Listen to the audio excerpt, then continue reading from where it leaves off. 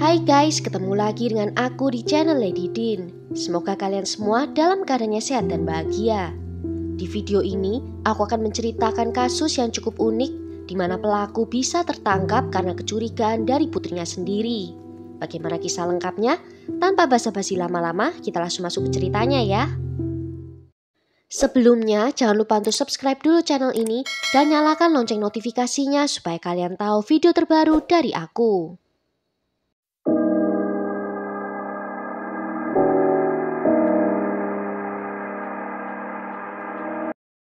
Heather Tell lahir di kota Tamworth, Staffordshire di Inggris. Dia adalah seorang gadis muda yang sangat ceria yang selalu memiliki senyum di wajahnya dengan rambut pirang panjangnya. Dia tumbuh sebagai gadis yang baik dengan sekelompok teman yang baik juga.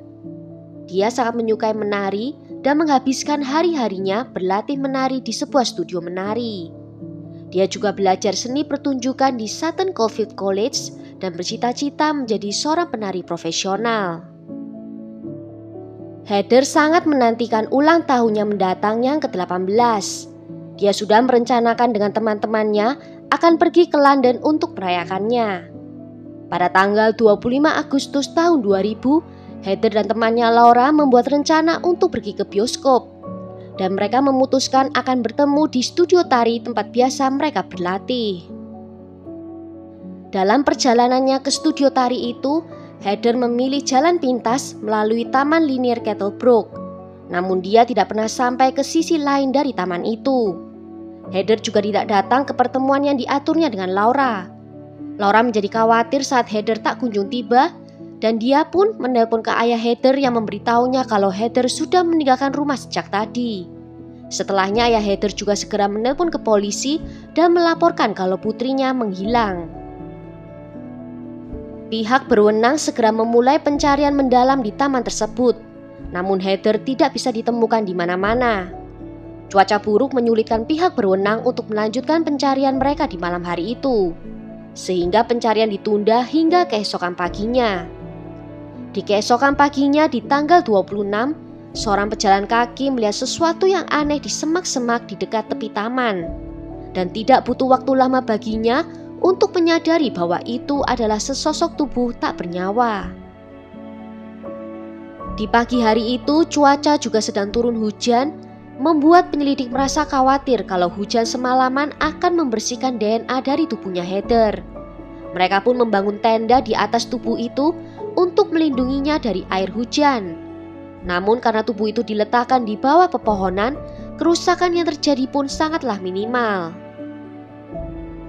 Tubuhnya Heather ditemukan dalam keadaan setengah telanjang, hanya mengenakan kaos kaki dan pakaian dalamnya.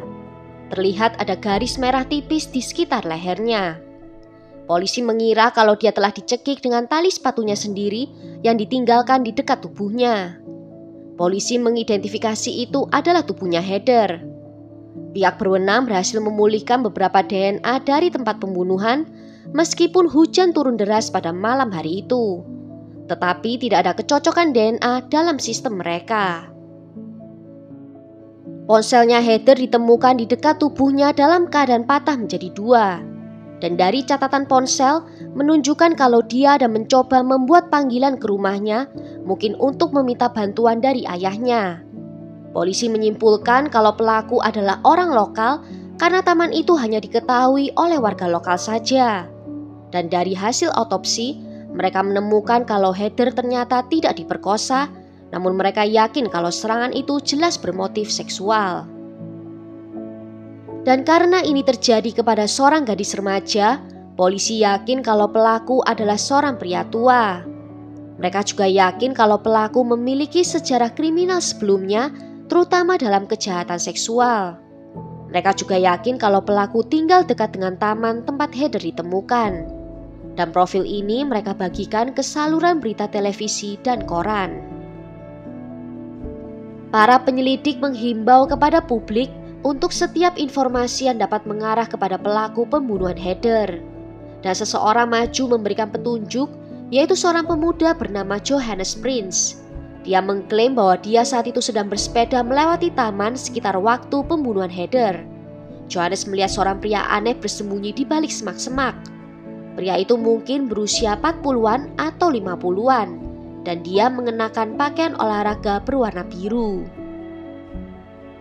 Seorang wanita muda bernama Lindsay CJ memiliki petunjuk tentang siapa yang bisa membunuh Heather.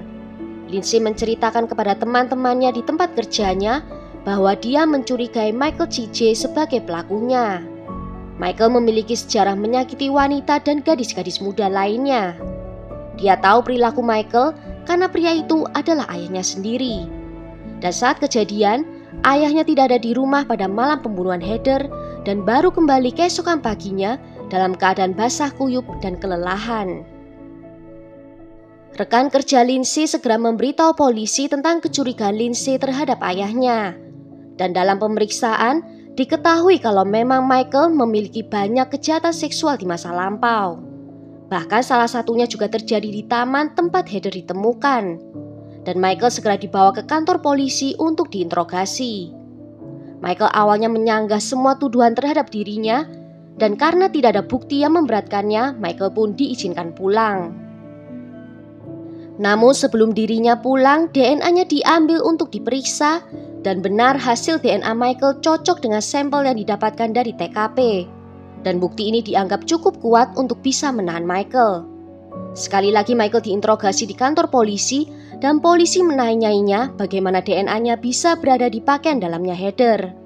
Michael mengaku kalau ia terobsesi dengan pakaian dalam wanita, sehingga dia sering pergi ke toko yang menjual pakaian dalam untuk mengagumi, menyentuh dan merasakan potongan pakaiannya. Dan Heather pasti membeli salah satu lingerie yang telah dia pegang-pegang sebelumnya di toko, sehingga menjelaskan mengapa DNA-nya ditemukan di payudaranya Heather. Pihak berwenang tidak mempercayai penjelasannya Michael dan mereka memanggil perwakilan dari merek pakaian dalam itu untuk menentukan apakah pakaian dalam yang dipakai Heather itu masih baru atau sudah dipakai dan dicuci beberapa kali. Kalau memang itu masih baru, bisa membuktikan pernyataan Michael. Namun kalau dinyatakan sudah pernah dicuci sebelumnya, maka pernyataan Michael dianggap salah. Dan orang dari perwakilan merek pakaian dalam itu menyatakan kalau pakaian dalam Heather itu sudah tercuci beberapa kali karena terlihat dari jahitannya yang sudah tidak mulus. Polisi juga memanggil Johannes Prince untuk mengidentifikasi pelaku yang dilihatnya malam hari itu. Mereka membariskan Michael dengan beberapa pria lainnya dengan wajah yang sama. Dan dengan penuh keyakinan, saksi itu menunjuk Michael sebagai pria yang bersembunyi di semak-semak. Dan dengan segala bukti yang ada, Michael didakwa atas pembunuhan Heather. Michael diadili di Stafford Crown Court pada Desember 2001. Juri yang berdeliberasi kembali dengan hasil 11-1 dengan menyatakan kalau Michael bersalah. Teman-teman Heather yang memadati galeri umum di pengadilan bersorak-sorai dan bertepuk tangan saat juri mengumumkan putusan itu. Michael yang saat itu berusia 46 tahun dijatuhi hukuman penjara seumur hidup. Hakim mengatakan bahwa pelaku bertindak kejam dan telah bertindak murni untuk kepuasannya sendiri. Dan dia dinyatakan berbahaya kepada komunitas dan diharapkan tidak akan pernah dibebaskan lagi. Well, sampai di sini dulu cerita kali ini. Bagaimana menurut kalian tentang kasus ini? Tulis ya pendapat kalian di kolom komentar. Akhir kata, terima kasih karena sudah nonton video ini sampai akhir. Sampai jumpa di video berikutnya. Ciao!